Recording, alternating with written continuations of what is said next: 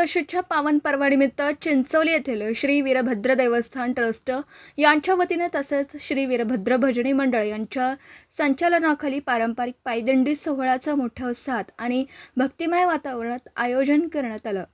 या दिंडीत गावातील वारकरी, महिला, युवक, ज्येष्ठ नागरिक तसेच लहान मुलांनी मोठ्या संख्येने सहभाग घेत विठ्ठल नामाचा गजर करत भक्तिभावाने वारी पूर्ण केली।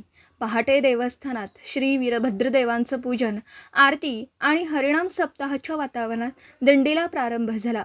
टाळ, मृदंग, वीणा आणि भगव्या पताका यांच्या साक्षीने ज्ञानोबा तुकाराम, पांडुरंग हरी, जय जय रामकृष्ण हरी अशा अखंड नामघोषात दिंडी मार्गक्रमण करत होती।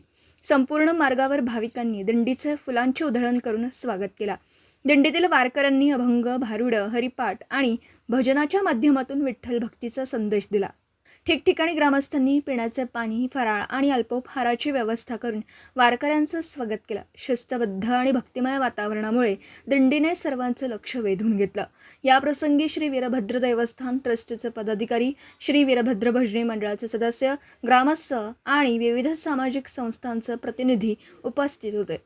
दिंडीच्या यशस्वी आयोजनासाठी ट्रस्टचे विश्वस्त, भजनी मंडळांचे कार्यकर्ते, स्वयंसेवक आणि ग्रामस्थांनी विशेष परिश्रम घेतले।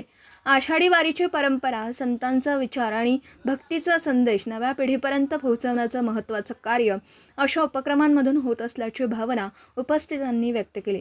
चिंचोलीतील हा पायी दिंडी सोहळा भक्ती, श्रद्धा, सामाजिक एकात्मता आणि वारकरी परंपरेचं जतन करणारा ठरला। प्रतिनिधी रोहित एकनाथ साळवे, चिंचोली।